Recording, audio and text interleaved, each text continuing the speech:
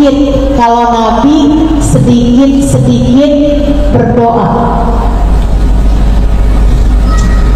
Nabi itu orang yang selalu berdoa, senantiasa berdoa.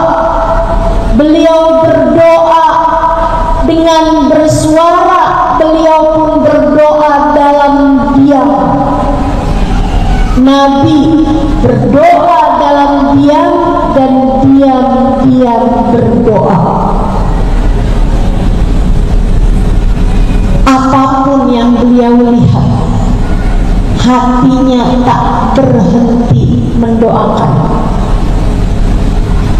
Ketika beliau melihat seorang perempuan yang keadaannya begitu menyedihkan karena akhlaknya yang tidak baik, beliau tidak mengutuk perempuan tersebut, justru sebaliknya, hatinya yang dipenuhi dengan rahmat, hatinya yang dipenuhi dengan kasih sayang, mendoakan orang tersebut.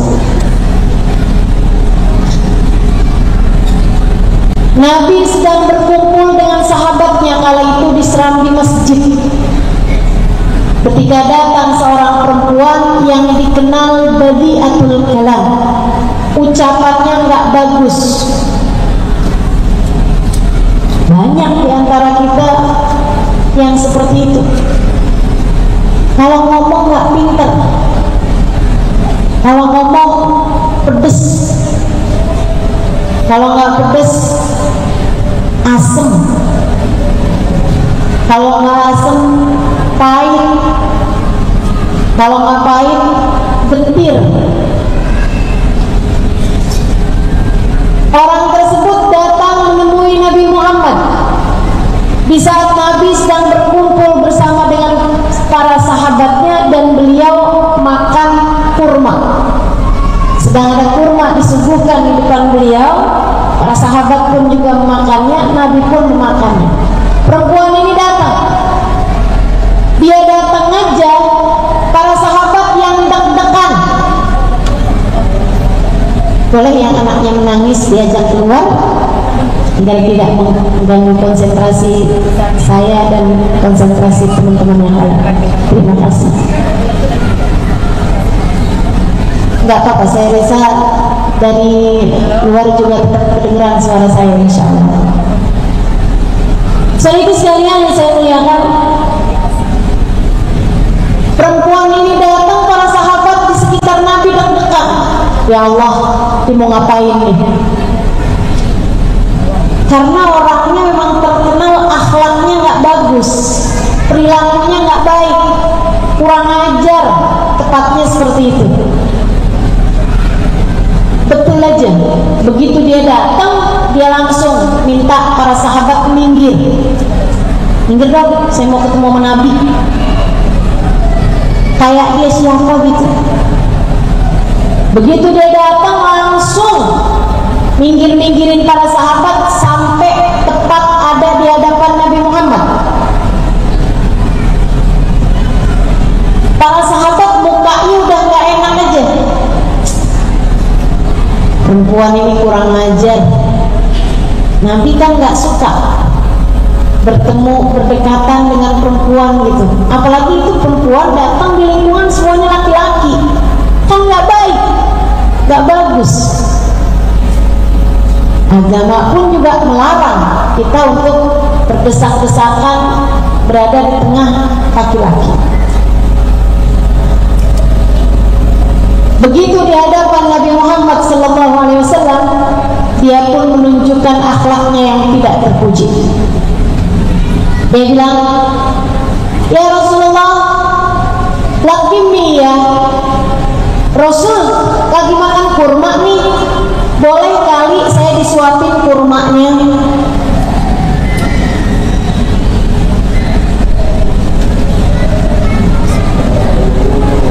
Boleh kali Rasul saya disuapin kurmanya? Sahabat semuanya udah kehilangan kesabaran rasanya, kayak pengen ngusir dia gitu. Bu, dia minta disuapin, anak bukan,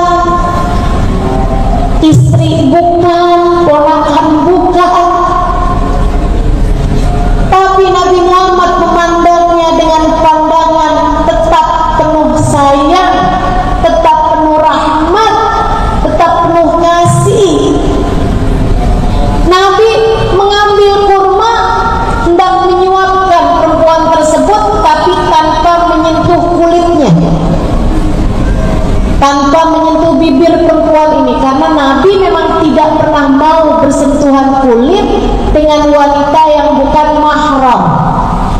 Nabi sangat menjaga syariat agama Allah, tidak pernah mau bersentuhan kulit dengan wanita yang bukan mahramnya, dan itu pun orang-orang mengetahuinya. Tapi Nabi ingin melaksanakan hajat orang ini, mendatangi hajat perempuan tersebut, mengabulkan keinginannya yang bahkan datang dengan cara yang tidak sopan sekalipun, karena hatinya penuh dengan kasih sayang kepada seluruh umatnya. Nabi ambil kurma mau menyuapkannya gitu, perempuan ini bilang, jangan yang itu Rasul, kurmanya saya mau kurmanya udah masuk ke mulutmu terlebih dahulu. Jadi maunya di kurmanya masukin dulu ke mulut Nabi, baru dimasukin ke mulut dia gitu. Ini kan tambah kurang ajar lagi nih. Sahabat tambah resah, gelisah. Pengennya gitu, usir aja nih gitu. Kalau enggak karena jagain Nabi Muhammad, karena bahkan Nabi Muhammad senyum di wajahnya tidak hilang. Sallu ala Nabi. Senyum di bibirnya tidak hilang, hatinya tak henti-henti mendoakan. Itu Nabi kita Muhammad sallallahu alaihi wasallam. Diambilnya kurma, dimasukkan ke dalam mulut beliau tanpa mengunyahnya. Kemudian Nabi Muhammad mengeluarkan kurma tersebut dan memasukkannya ke mulut perempuan itu tanpa menyentuh bibirnya. Perempuan tersebut senang, bahagia. Dia memakan kurma itu, kemudian berpamitan kepada Nabi Muhammad. Saudara sekalian saya muliakan, entah apa yang terjadi, mukjizat Nabi kita Muhammad sallallahu alaihi wasallam. Perempuan yang sebelumnya dikenal kalau bicara pedas, pahit, asam, getir, mulutnya berbisa, mulutnya selalu keluar kata-kata yang tidak baik, kalimat-kalimat kasar, cacian, makian, kalimat-kalimat kotor. Bahkan sejak memakan kurma yang telah masuk ke dalam mulut Nabi Muhammad, sejak saat itu Allah Subhanahu wa ta'ala mengubah keadaannya menjadi seorang perempuan yang santun, menjadi perempuan yang baik akhlaknya, menjadi perempuan yang mulia budinya, menjadi seorang perempuan yang kalau bicara manis sekali. Tetangganya senang, saudara-saudaranya senang, keluarganya senang karena ucapannya yang begitu manis. Saudara sekalian saya muliakan, saya ketika dengar cerita ini dari guru-guru saya, rasanya saya iri gitu. Ya Allah, ketemu sama Nabi minta disuapin kurma boleh kali ya.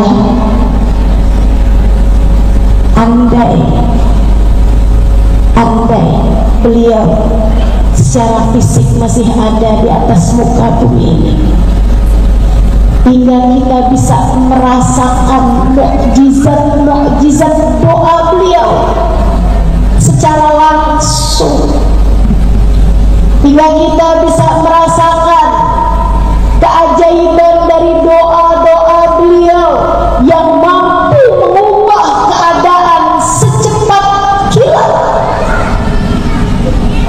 seperti yang diceritakan oleh Abu Qatadah. Kata Abu Qatadah, aku berperang di medan perang Badar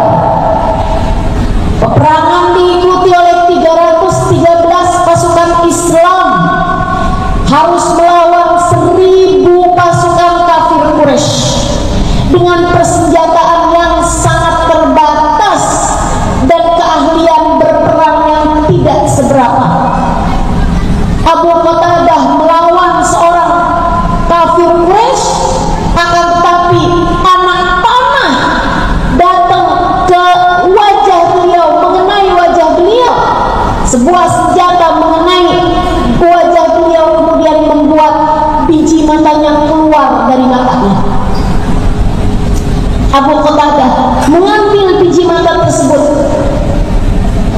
Kemudian ia pun mencari-cari Nabi Muhammad dengan luka yang begitu berat di mata beliau. Ia menemui Nabi Muhammad, kemudian berkata, "Ya Rasulullah, tolong saya, ya Rasulullah, tolong saya." Nabi Muhammad kemudian mengajaknya keluar dari kancah peperangan, hingga ketika keadaan sudah aman, berada di jauh dari keadaan medan perang, Abu Qatadah kemudian berkata, "Ya Rasulullah, radda alayya uyuni." Wahai Rasul, tolong kembalikan lagi mata saya ke tempatnya. Dokter mana yang dapat melakukannya? Profesor mana yang dapat melakukannya? Biji mata sudah keluar dari tempatnya, teman-teman. Akan tetapi Nabi Muhammad punya mukjizat doa. Akan tetapi Nabi Muhammad Allah karuniakan keajaiban-keajaiban dalam doa-doa beliau, dalam hajat-hajat beliau yang beliau pintakan kepada Allah. Nabi sempat menawarinya balasan akhirat. Nabi berkata kepada Abu Qatadah, "Halla ad'ulak an yarzuqakallah ahsanal uyun yaumil qiyamah." Abu Qatadah, bagaimana jika saya doakan saja kamu agar dikaruniakan seindah-indah mata di akhirat nanti? Abu Qatadah berkata, "Ya Rasulullah, doakan saya agar dikaruniai mata yang indah di surga, tapi yang ini tolong kembalikan juga, wahai Rasul." Abu Qatadah minta dunia, menawarinya akhirat. Abu Qatadah minta dunia dan akhirat. Doakan saya, wahai Rasul, agar Allah anugerahkan kepada saya mata yang indah di surga, tapi yang ini kembalikan juga, wahai Rasulullah. Li'anni rajulun ubtuliya bihubbil mar'ah. Karena saya, Rasulullah, bentar lagi mau kawin, saya bentar lagi mau nikah, udah ada perempuan yang saya taksir. Saya takutnya ntar kalau mata saya tinggal sebelah, dia nggak mau sama saya, Rasul. Kasihanilah saya, tolong saya, ya Rasulullah. Ibu-ibu seribu sekalian yang saya muliakan, Nabi tersenyum, kemudian mengambil biji mata yang ada di tangan Abu Qatadah. Nabi pun kemudian mendekati Abu Qatadah. Sesudah itu Nabi masukkan biji mata tersebut kembali ke tempatnya.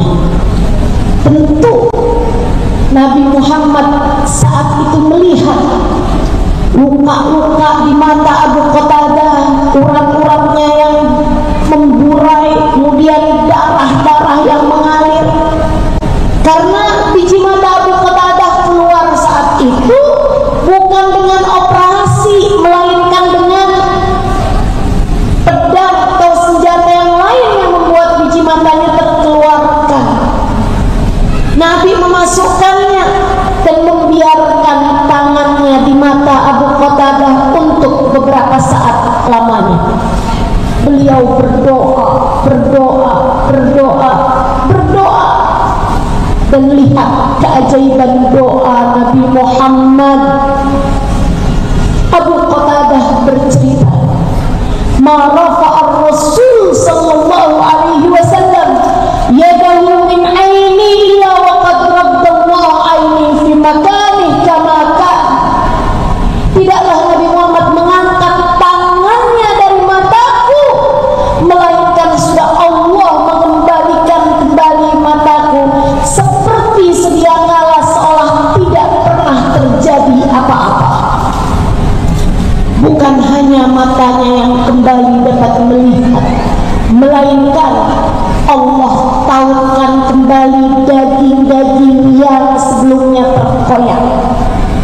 Allah satukan kembali urat-uratnya, Allah satukan kembali kulitnya, Allah satukan kembali, bahkan bulu-bulu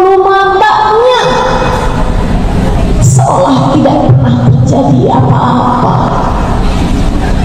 Ketika Nabi mengangkat tangannya dari mata Abu Qatadah, Allah telah betul-betul mengijabah doa Nabi Muhammad dan keajaiban pun terjadi. Mukjizat itu terjadi. Mata Abu Qatadah sembuh seperti tak pernah terjadi apa-apa.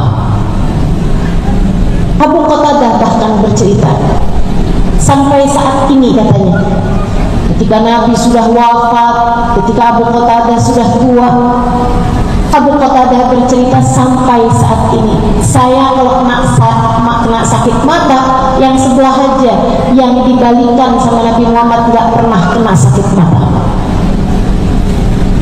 Sekarang di masa tua pandangan saya berkurang, kata Abu Qatadah, tapi untuk mata saya yang sebelah saja, mata yang pernah disentuh tangan Nabi Muhammad, yang pernah didoakan oleh Nabi Muhammad, ia tidak pernah berkurang pandangannya sampai saat ini.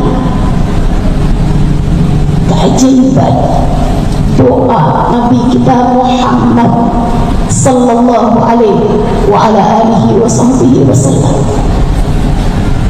Saudariku sekalian yang saya muliakan, dari keajaiban doa Nabi akan terus berlanjut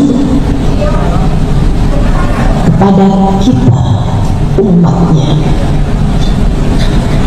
Semakin mirip doamu dengan Nabi Muhammad, semakin mirip hatimu dengan Nabi Muhammad, semakin dekat dirimu dengan Nabi Muhammad, semakin cinta rasa hatimu pada Nabi Muhammad, semakin mungkin doa-doamu diijabah dengan mukjizat Nabi Muhammad. Karenanya jika kamu pikir, kok doa saya nggak mustajab ya, barangkali sebabnya adalah kamu kurang dekat dengan Nabi Muhammad.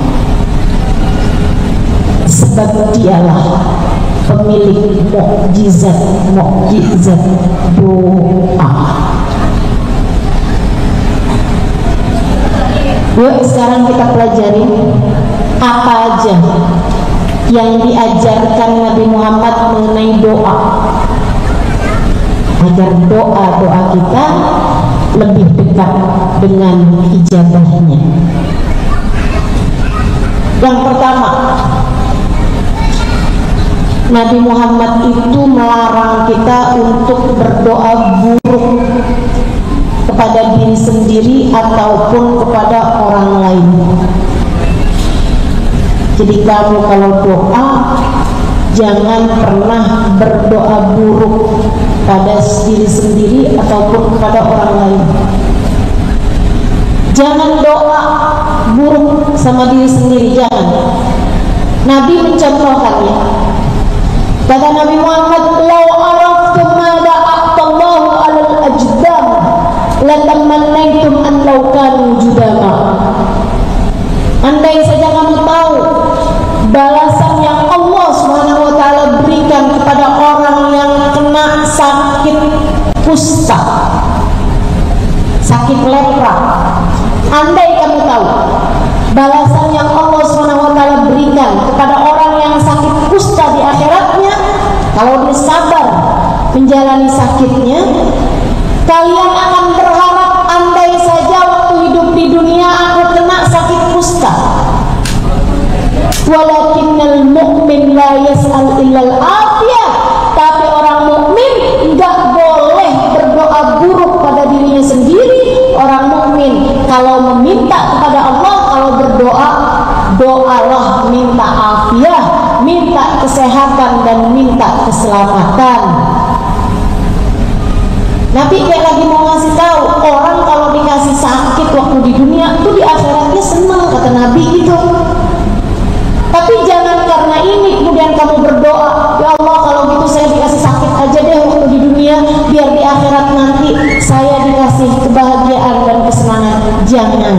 Kata Nabi, orang mukmin gak boleh minta sakit, orang mukmin harus minta sehat, orang mukmin harus minta selamat.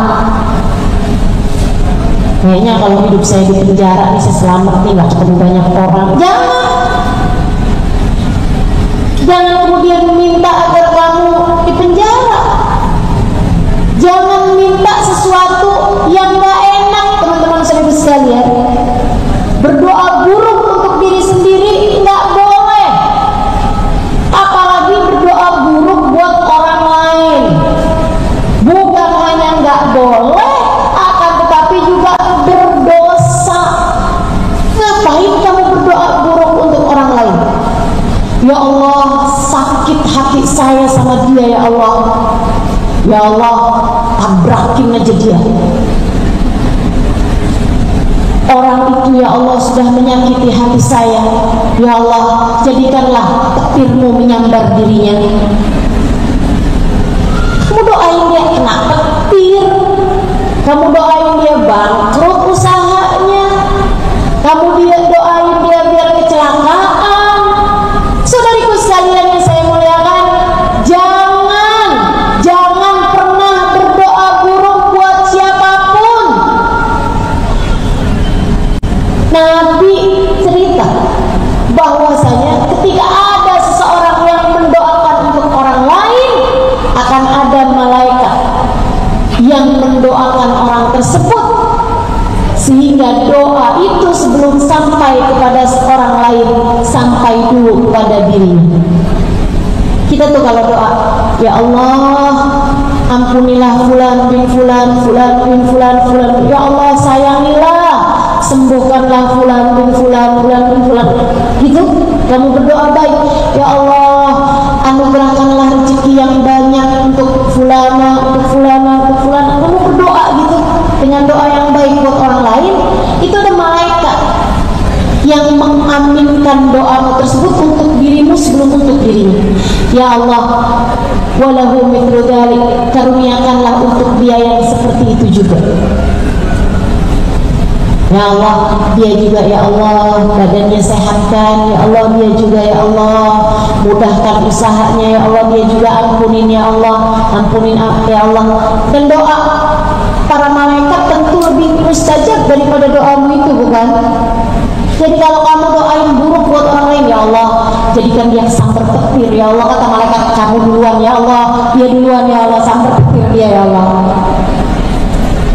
Dan doa malaikat lebih mustajab daripada doamu. Karenanya jangan pernah berdoa buruk untuk siapapun, termasuk untuk dirimu sendiri. Apalagi buat anak-anakmu. Jangan teman-teman, jangan. Jangan pernah doain buruk buat anakmu. Sebab doa ibu untuk anaknya itu mustajab. Kalau anakmu susah, kan kamu juga ikutan susah. Kamu gak nurut nak, mama doain biar kamu nanti dapat istri yang jahat sama kamu. Jangan. Kamu gak nurut ya sama mama, mama bilangin jangan pergi, kamu mau pergi juga nih, tak kecelakaan deh, yakin. Ibu-ibu sekalian, kenapa harus berdoa buruk buat anakmu? Bukankah kalau dia kenapa-napa kamu juga yang susah? Jangan ya Bu ya, jangan. Doa yang enak-enak aja, doa yang baik-baik aja. Semarah apapun kamu sama anakmu, jangan pernah mendoakan buruk dan jangan pernah tidak ridho kepada anakmu. Perhatian para orang tua, semarah apapun kamu sama anakmu, jangan pernah keluar dari lisanmu kata-kata mama gak ridho sama kamu, ibu gak ridho sama kamu. Jangan. Saudara sekalian, kenapa gitu? Sebab kalau kamu nggak ridho, Allah nggak ridho. Kalau Allah nggak ridho, Allah nggak akan masukkan dia ke dalam surga. Artinya Allah akan masukkan dia ke dalam neraka, dan calon-calon neraka hanya akan semakin jauh dari kebaikan, dan calon-calon neraka hanya akan semakin dekat dengan dosa-dosa. Akhirnya anakmu jadi tambah gak benar. Karenanya saya ajarin ibu kalau lagi marah sama anaknya, doanya gini, ya Allah, saya memang marah sama anak saya ya Allah, tapi saya tetap ridho sama dia ya Allah. Saya memang kesel ya Allah, tapi saya tetap ridho sama dia ya Allah. Saksikanlah saya ridho kepada anak saya ya Allah, maka ridhoilah dia. Tetaplah meminta ridwan Allah padanya. Bu, tetaplah meminta Allah ridho kepada anakmu itu. Sebab kalau kamu ridho sama anakmu, Allah ridho. Kalau Allah ridho, Allah akan jadikan tempat kembalinya adalah surga. Kalau Allah jadikan tempat kembalinya adalah surga, Allah akan dekatkan dia dengan kebaikan demi kebaikan. Walaupun sekarang masih nakal, walaupun sekarang masih nggak benar, walaupun sekarang masih ngerjain dosa, akan tetapi kalau dia masih kau ridhoi, esok atau lusa, bulan depan atau tahun depan, dia akan tangan hidayah, tali hidayah akan menyeretnya kembali kepada Allah, akan menyeretnya kembali ke jalan Allah. Ustazah, masalahnya dosa anak saya ini berat Ustazah. Seberat apapun Bu, tetaplah ridho kepadanya. Mohonkan ampunan untuknya. Sampaikan kepada Allah, ya Allah, saya ridho kepada anak saya ya Allah. Saya ridho kepada anak saya ya Allah. Maka ridhoilah anak saya ya Allah. Ampuni dosanya, kembalikan ia kepadamu ya Allah.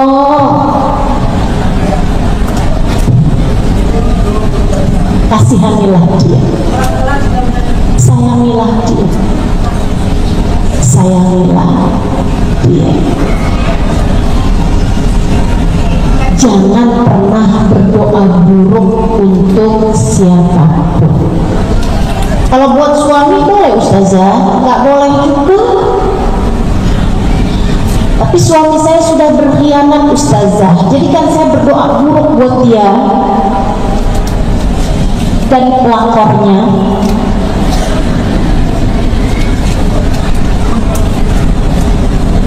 Jangan, sekali lagi jangan. Ibu-ibu saudara sekalian, kalau hati suamimu berpaling darimu, dia nggak lagi cinta sama kamu. Tahukah kamu apa yang terjadi sebenarnya? Allah sedang cemburu padamu.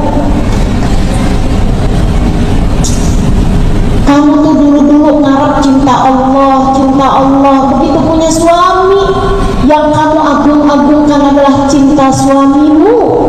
Sampai terkadang kamu berani-berani mengerjakan yang haram-haram demi untuk mendapatkan cinta suamimu itu. Allah cemburu padamu, segitunya cinta manusia. Kamu adalah hambaku, yang seharusnya kamu cintai adalah aku.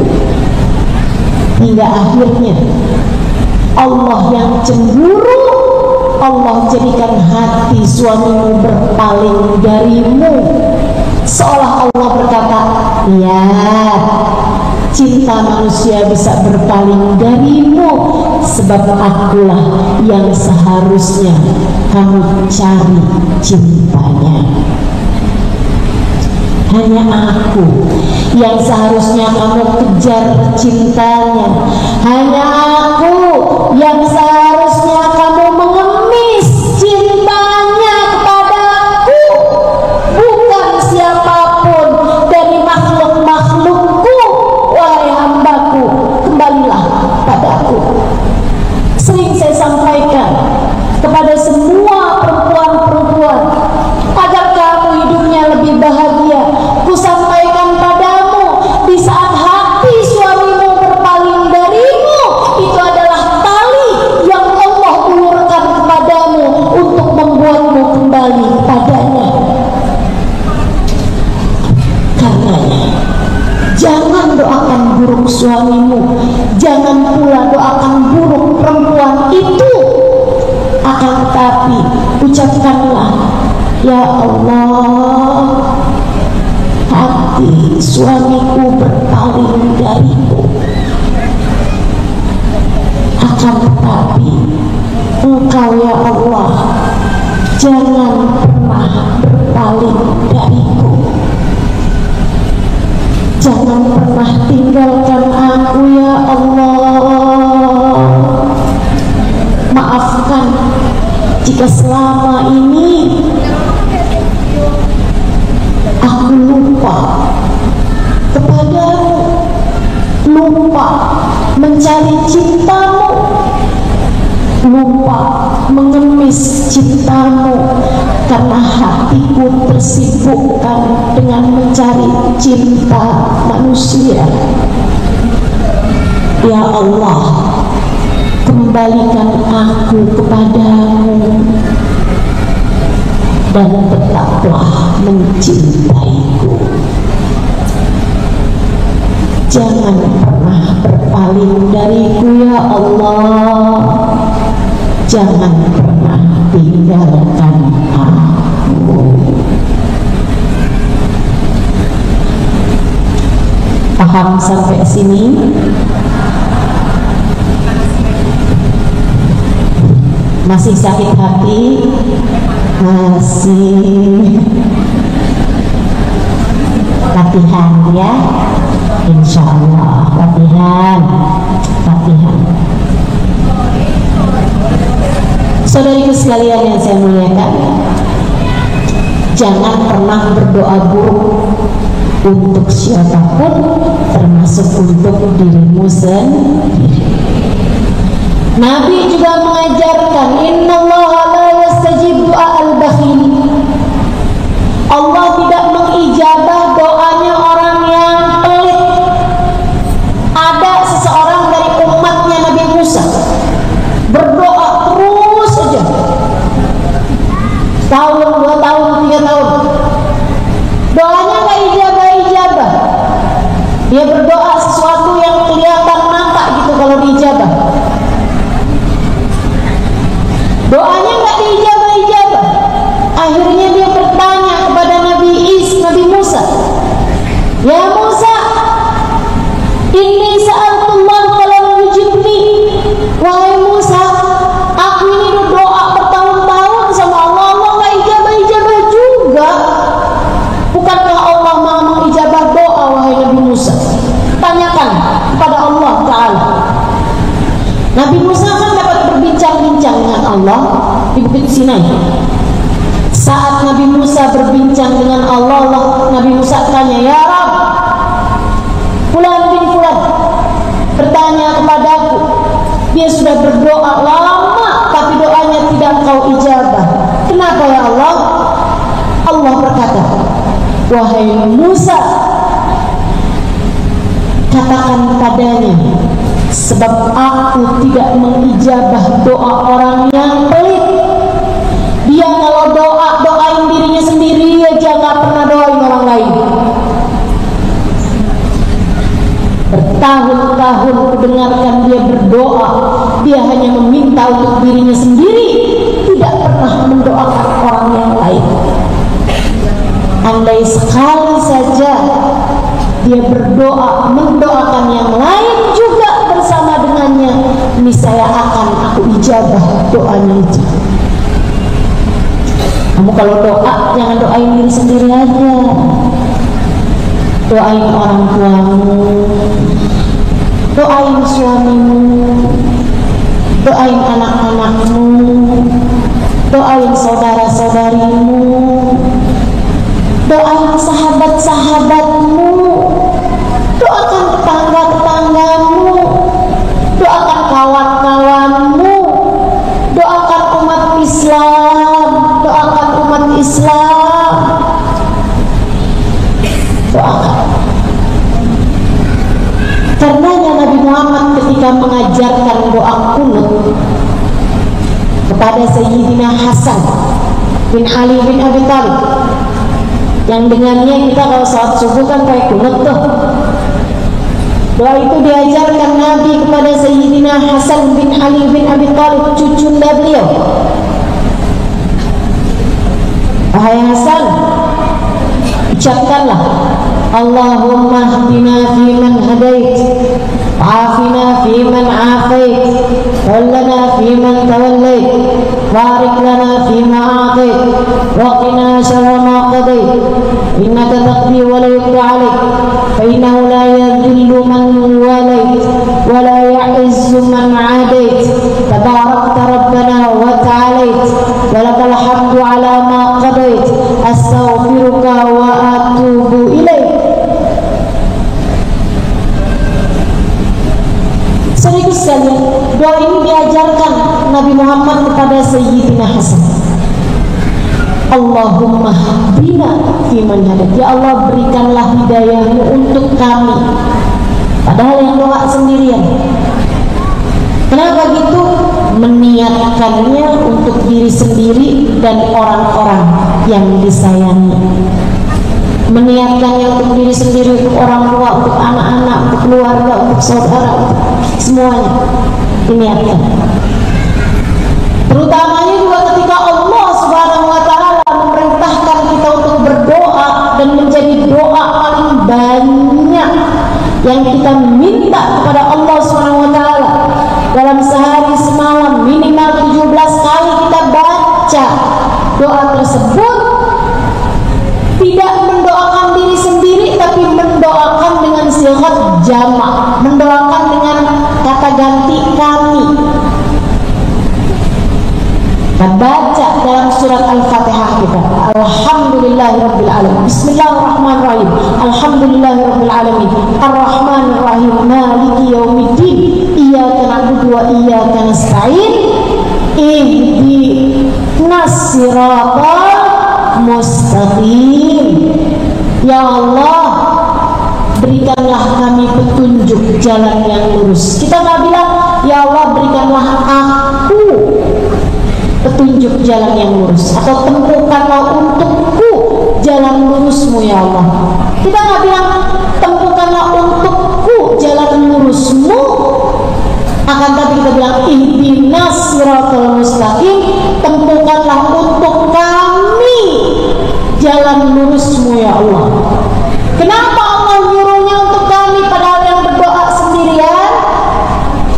Karena Allah menginginkanmu untuk mendoakan, menghadirkan banyak orang. Biar kamu kalau doa tidak berdoa dengan doanya orang yang pelit, yang hanya mendoakan diri sendiri, sebab Allah tidak mengijabah doa orang yang pelit. Jangan berdoa buruk buat orang lain, dan kalau berdoa, doakan orang lain bersama denganmu. Jangan hanya egois. Jangan egois, jangan hanya mendoakan diri sendiri. Dua. Yang ketiga, Nabi Muhammad ajarin kita, kamu kalau ingin doamu mustajab, pastikan bahwa caramu mencari rezeki adalah dengan cara yang halal. Pastikan bahwa makanan yang kamu makan adalah makanan yang halal, yang kamu dapat uangnya dengan cara yang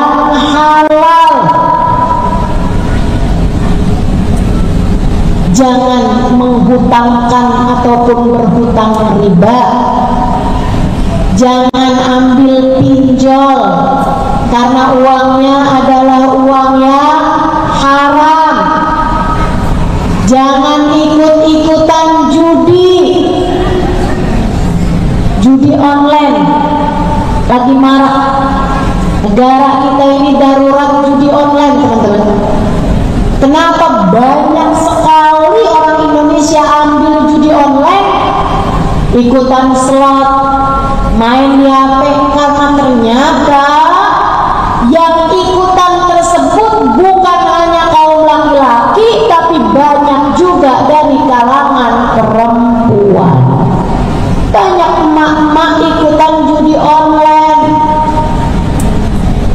sambil nungguin bajunya dimasukkan ke mesin cuci, dia nungguin sambil mainan judi online. Iya, menang,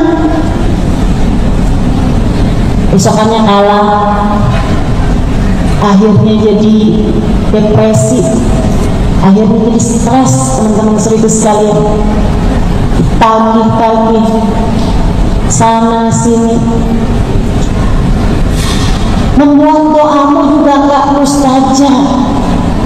Karena kamu kemudian makananmu, kamu beli pakaianmu, kamu beli make up, kamu beli saldo, kamu beli handphone, kamu belinya pakai yang haram, menjadikan doa-doamu tidak lagi didengar Allah Subhanahu wa Ta'ala. Sesuai dengan hadisnya Nabi besar Muhammad sallallahu alaihi wasallam, Nabi mengatakan, innallaha thayyib la yaqbalu illa thayyiban. Allah itu baik, tidak mau menerima kecuali yang baik-baik. Allah itu indah, enggak mau menerima kecuali yang indah-indah juga. Nabi kemudian bercerita, rajul yutilu safar as'as aghbar madda yadayhi ila sama wa yaqul ya Rabb ya Rabb. Kata Nabi Muhammad, ada orang musafir, sudah panjang perjalanannya, dia dalam keadaan kusut, dia dalam keadaan dekil, madda yadayhi ila sama, dia dalam keadaan lapar, dalam keadaan haus. Dia mengadahkan tangannya ke langit, dia berkata, ya Allah, ya Allah, ya Allah. Nabi sebutkan berapa banyak penyebab ijabah doa. Doanya musafir mustajab, doanya orang yang dalam keadaan kusut, dalam keadaan dekil gitu, itu juga lebih mustajab. Doanya orang dalam keadaan lapar lebih mustajab. Karenanya doanya orang yang lagi puasa itu lebih mustajab. Doa orang dalam keadaan kehausan mustajab. Dia mengangkat tangannya ke langit, itu juga penyebab doa mustajab. Kata Nabi Muhammad, wa ta'amu haram, tapi makanannya dia haram, pakaiannya dia dibeli dari uang yang haram, wa ghutiya bil haram, konsumsinya adalah dengan sesuatu yang haram. Fa'anna yustajabulah, kata Nabi, meskipun dia adalah orang yang seharusnya doanya mustajab, karena keharaman-keharamannya tersebut Allah tidak mengijabah doanya. Saudariku sekalian yang saya muliakan, karenanya pastikan kalau kerja yang benar, jangan bohong, jangan nipu. Kalau dagang yang benar, jangan ngurangin timbangan.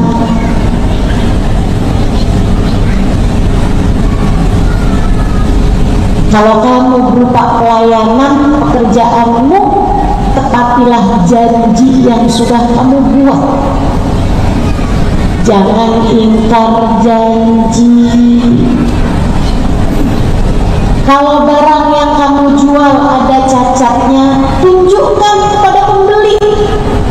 Baju ini nih ada satu kancingnya yang terlepas ya, saya kurangi harganya. Kasih tahu. Kalau kamu jual makanan ada sudah mulai basi, jangan dijual. Menjual barang basi hukumnya adalah haram. Saudaraku sekalian yang saya muliakan, man ghasyana falaysa minna. Kata Nabi Muhammad, orang yang menipu orang Islam, dia tidak termasuk dari kelompok orang Islam. Artinya iman bahkan bisa sampai tercabut dari dalam hatimu itu. Na'udzubillah min dzalik. Hati-hati dalam bekerja, hati-hati. Kenapa ya doa saya nggak mustajab? Saya doain anak saya biar dapat hidayah, tapi anak saya masih bandel aja. Coba lihatin, kamu kasih makan anakmu dengan uang halal atau haram. Kerja di kantor, korupsi. Kamu kasih makan anakmu dengan uang hasil korupsi. Kamu kasih makan anakmu dengan uang hasil suap. Misalnya, uangnya jadi uang yang haram, akan sulit yang haram ini untuk doamu mustajab, akan sulit untuk mengerjakan taat. Bahkan katanya Sayyidina Sahal At-Tasaturi, man akal haram asaf jawarihu sya'am aba, wa man akal halal ata'at jawarihu sya'am aba. Siapa yang makanannya haram akan bermaksiat, anggota tubuhnya mau atau tidak mau. Siapa yang makanannya haram, siapa yang makanannya halal akan mengerjakan taatlah anggota tubuhnya, mau atau tidak mau. Pastikan makananmu adalah makanan yang halal. Yang terakhir, teman-teman saudara sekalian yang saya muliakan, kalau berdoa awali dengan sholawat, akhiri dengan sholawat. Awali dengan sholawat, akhiri dengan sholawat. Angkat tanganmu. Innallaha astaha min abdin madda yadayhi ila sama an yarduhuma sifra. Kata Nabi Muhammad SAW, Allah malu ketika melihat hambanya mengangkat tangannya ke langit untuk tangannya tersebut dikembalikan dalam keadaan sia-sia. Sehingga sekalian yang saya muliakan, selain daripada adab-adab doa, Nabi juga ngasih tahu kita bahwa sebagian tempat itu lebih mustajab buat berdoa, seperti di masjid. Nih kita nih saat ini nih doa menjadi mustajab. Makanya dari tadi saya mengajakmu untuk berdoa, sebab kita sedang berada di tempat yang baik, berada di masjid. Kemudian lagi doa ketika menuntut ilmu. Kita nih sedang menuntut ilmu, ini juga merupakan doa yang mustajab. Sehingga sekalian yang saya muliakan, doa mustajab di majelis-majelis ilmu diaminkan ribuan, bahkan mungkin lebih para malaikat-malaikatnya Allah SWT yang memang senang untuk menghadiri majelis-majelis ilmu. Doa ketika hujan itu juga mustajab. Doa didoakan oleh orang tuamu itu juga mustajab. Sebab kata Nabi Muhammad, doaul walidah li waladiha ka doain nabi li ummati. Doa orang tua buat anaknya, terutama ibu, setara dengan doa Nabi kepada umatnya. Sehingga sekalian yang saya muliakan, doa ketika kamu sedang berkumpul bersama dengan umat Islam seperti saat ini, doa lagi kumpul kayak begini, doa kita menjadi doa yang mustajab. Kita ini lagi kumpul banyak penyebab doa-doa mustajab. Mari kita akhiri majelis kita ini dengan kita berdoa. Kita minta kepada Allah SWT. Ustazah, kalau kita berdoa itu kita mesti minta apa? Yang paling bagus itu kita apa, Ustazah? Sehingga sekalian, seorang murid bertanya kepada gurunya, wahai Syekh, terkadang sempit waktu untuk berdoa, maka apa doa yang seharusnya saya minta pada Allah SWT? Syekh tersebut menjawab, mintalah ampunan. Sebab ketika kamu sudah diampuni oleh Allah, doa-doa yang lain menjadi diijabah oleh Allah. Allah akan memberi kepadamu bahkan tanpa kamu minta. Sebaliknya, bagaimana Allah akan mendengar doa dari orang yang belepotan dengan dosa? Karenanya, yang pertama kali harus kamu minta adalah ampunan. Kita ini kan punya banyak dosa. Masa lagi punya banyak dosa gitu kita minta ini, minta itu, minta ini, minta itu, yang gak didengar lah. Ampunannya dulu kita minta. Sama kayak ada istri lagi kabur dari suaminya. Suaminya lagi marah sama dia, kemudian mengusir istrinya karena istrinya banyak berbuat kesalahan-kesalahan. Masa lagi kamu diusir, lagi kamu punya banyak salah sama suami, kamu udah minta-minta, kamu telepon kemudian transfer dong buat saya. Lah, minta maaf dulu, datang dulu. Kalau udah dimaafkan, udah disayang sama suaminya, baru kadang-kadang kamu nggak pakai minta aja tiba-tiba suami transfer, kan gitu. Demikian pula kita dengan Allah Subhanahu wa ta'ala. Yang pertama kali harus kita minta adalah ampunan. Ampunan. Kita akhiri majelis kita dengan kita baca suratul Fatihah. Sebenarnya saya masih ingin lebih panjang menyampaikan padamu, akan tetapi waktu juga yang memisahkan kita, teman-teman. Saya dikasih pesan tadi nih, harus minimalnya setengah jam lah sebelum adzan zuhur masjidnya sudah harus kosong, karena masjidnya akan dikondisikan untuk mengerjakan sholat berjamaah. Karenanya, yuk kita akhiri majelis kita ini dengan kita membaca suratul Fatihah. Kita meminta hajat-hajat kita kepada Allah. Kita berdoa memohon kepada Allah Subhanahu wa ta'ala agar yang nomor satu, Allah ampuni segala dosa-dosa kita. Allah ampuni dosa kedua orang tua kita. Allah ampuni dosa suami kita. Allah ampuni dosa anak-anak kita, turunan kita. Allah ampuni dosa saudara-saudari kita, kakak adik kita, sahabat-sahabat kita, ponakan-ponakan kita, semua orang-orang yang kita sayangi. Semoga Allah tempuhkan untuk kita semua jalan hidayahnya, biar kita semuanya jadi hambanya yang salehah, agar semua kita dan orang-orang yang kita sayangi Allah Subhanahu wa ta'ala senantiasa menempuhkan untuk kita jalan hidupnya hamba-hamba tercinta di sisinya. Ala hadhihi niyyah wa bi kulli niyatin salihah jami'ah syamilah ila hadratin Nabi Muhammad sallallahu alaihi wa ala alihi wa sahbihi wa sallam. Al-Fatihah. Kita baca bersama-sama. A'udzu billahi minasyaitonir rajim. Bismillahirrahmanirrahim. Alhamdulillahi rabbil alamin. Ar-Rahmanir Rahim. Maliki yaumiddin. Iyyaka na'budu wa iyyaka nasta'in. Ihdinas siratal mustaqim. Siratal ladzina an'amta 'alaihim ghairil maghdubi 'alaihim waladdallin. Amin. Allahumma bihaqqil Fatihah, birahmatil Fatihah, barakatil Fatihah, taftah lana abwabal khair, tu'amilana muamalat ahlil khair, takfina min jami'il fitan wal mihan wa sabr, innaka wali kulli khair mutaqabbil bi kulli khair, birahmatika ya arhamar rahimin wa bijudika ya ajwadal ajwadin, innahu waliyyu dzalika wal qadir alaih.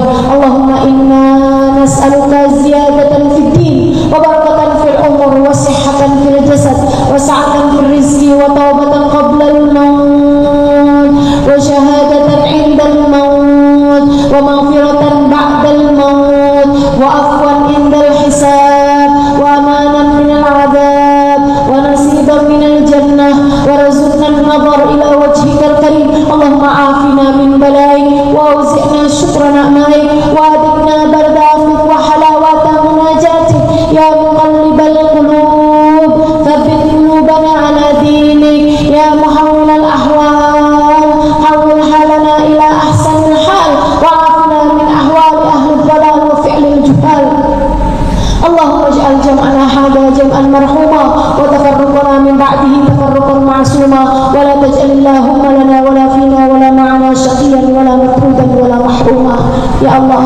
pandanglah kami dengan pandangan kasih sayang-Mu. Lihatlah semuanya ya Allah, lihatlah semuanya ya Allah. Ampunilah segenap dosa-dosa kami. Yang dosanya banyak, kasih ampunan yang banyak ya Allah. Yang dosanya sedikit tapi besar-besar, kasih ampunan padanya yang besar-besar ya Allah. Yang dosanya kecil-kecil tapi banyak, kasih ampunan yang banyak ya Allah. Ampunilah segenap dosa-dosa kami ya Allah. Dosa kami kepadamu, dosa kami kepada kedua orang tua kami, dosa kami kepada suami kami, dosa kami kepada anak-anak kami, dosa kami kepada seluruh hamba-hamba-Mu ya Allah. Ampunilah seluruh dosa-dosa kami ya Allah. Ampunilah segenap dosa-dosa kami ya Allah. Dosa lisan-lisan kami, dosa mata kami, dosa telinga kami, dosa tangan kaki kami, dosa perut farji kami, dosa hati kami ya Allah. Dosa dari segenap anggota tubuh kami. Ampunilah dosa hati kami ya Allah, yang terkadang ragu-ragu kepadamu. Maafkan hati kami ya Allah, yang seringkali mencintai selain-Mu lebih daripada cinta kami kepadamu. Maafkan hati kami ya Allah, yang seringkali berburuk sangka kepadamu. Maafkan hati kami ya Allah, yang mencintai dunia, mencintai suami kami, mencintai keluarga kami lebih daripada cinta kami kepadamu ya Allah. Ampuni segenap dosa-dosa kami ya Allah. Sebelum datang ajal menjemput kami ya Allah, ampunilah ya Allah. Sekarang juga ya Allah, ampunilah ya Allah, agar kami lebih ringan mengerjakan ketaatan kepadamu. Bimbing kami ya Allah, hingga kami mengerti bagaimana cara menjadi hamba yang salehah bagi-Mu ya Allah. Kami mohon, jagakanlah salat-salat kami dan salat keluarga kami ya Allah. Jangan biarkan seorang pun di antara kami meninggalkan salat ya Allah. Karuniakanlah keikhlasan dalam hati kami, karuniakan ketakwaan dalam jalan hidup kami. Jauhkan kami dari dosa-dosa ya Allah. Jauhkan kami dari perkara yang haram ya Allah. Jauhkan anak-anak kami dari minuman keras, jauhkan anak-anak kami dari narkoba, jauhkan anak-anak kami dari perzinahan, jauhkan keluarga kami semuanya dari riba. Jauhkanlah kami ya Allah dari apapun yang menghalangkan kami dari keridhaan-Mu ya Allah. Dekatkan kami dengan Nabi Muhammad ya Allah. Taruhkan dalam hati kami rasa cinta kepada Nabi Muhammad ya Allah, manusia yang doanya paling mustajab. Sertakan kami dalam doa-doa Nabi Muhammad ya Allah. Bukankah kami adalah umat Nabi Muhammad? Bukankah Nabi Muhammad adalah Nabi kami ya Allah? Jangan halangkan doa Nabi Muhammad untuk kami ya Allah. Bukankah Nabi Muhammad senantiasa mendoakan kami umatnya? Jangan halangkan kami dari ijabah doa Nabi Muhammad untuk kami ya Allah. Jauhkan kami dari segala kejahatan, jauhkan kami dari segala mara bahaya. Sembuhkanlah yang sakit di antara kami ya Allah. Mudahkanlah yang sulit di antara kami ya Allah. Lapangkanlah yang sempit di antara kami ya Allah. Karuniakan kepada kami rezeki darimu ya Allah, yang halal, yang thayyib, yang berkah ya Allah. Karuniakanlah kepada kami kesolehan anak-anak kami ya Allah. Karuniakanlah kepada kami bakti anak-anak kami kepada kami ya Allah. Ya Allah, apabila datang ajal menjemput kami, matikan kami dalam husnul khatimah. Bahagiakanlah kami ya Allah saat ajal datang menjemput kami. Muliakanlah kami ya Allah saat ajal datang menjemput kami dengan kalimat La ilaha illallah, La ilaha illallah, La ilaha illallah, Muhammadur Rasulullah sallallahu alaihi wasallam. Alaiha nahya wa alaiha namut wa alaiha nub'atu insyaallah ta'ala minal aminin alladzina la khaufun alaihim wa lahum yahzanun birahmatika ya arhamar rahimin bijudika ya ajwadal ajwadin innahu waliyyu dzalika wal qadir alaih. Ya Allah, kami hidup sebagai umat Nabi Muhammad, matikan kami pula sebagai umat Nabi Muhammad. Dalam kubur tempatkan kami jadi umat Nabi Muhammad, di mahsyar tempatkan kami jadi umat Nabi Muhammad, giring kami di barisan umat Nabi Muhammad ya Allah. Perkenankan kami untuk memandang wajah Nabi Muhammad, perkenankan kami mendengar suara Nabi Muhammad ya Allah. Saat hisab hadirkan Nabi Muhammad untuk kami ya Allah. Izinkan kami minum dari telaga Nabi Muhammad saat lewat jembatan Sirat ya Allah. Lewatkan kami di belakang Nabi Muhammad, jadikan Nabi Muhammad pemberi syafaat apabila ada sesuatu terjadi di antara kami ya Allah. Sallallahu alaihi sayyidina Muhammadin wa ala alihi wa sahbihi wasallam. Bifadli subhana rabbika rabbil izzati amma yasifun wa salamun alal mursalin walhamdulillahi rabbil alamin. Taqabbalallahu minna wa minkum, taqabbal ya karim. Dari yang penting yang tadi saya terlupa, kalau berdoa jangan hanya minta urusan dunia, akan tetapi juga lebih penting daripada dunia, mintalah urusan akhiratmu juga. Minta pula lah kebersihan hati, itu sesuatu yang sangat penting untuk kamu mintakan kepada Allah Subhanahu wa Ta'ala. Terima kasih atas segala perhatiannya, dan saya juga minta untuk bawa serta sampah-sampahmu, jangan ada yang disisakan di sini, agar masjidnya dapat langsung digunakan untuk mengerjakan ibadah nantinya. Terima kasih, mohon maaf atas segala kekurangan-kekurangan. Mudah-mudahan ada waktu lagi untuk kita dapat kembali berjumpa di tempat-tempat yang benar. Taqabbalallahu minna wa minkum, taqabbal ya karim. Terima kasih atas segala perhatiannya. Kurang lebihnya mohon maaf. Billahi taufiq wal hidayah. Wal afu minkum. Wassalamualaikum warahmatullahi wabarakatuh.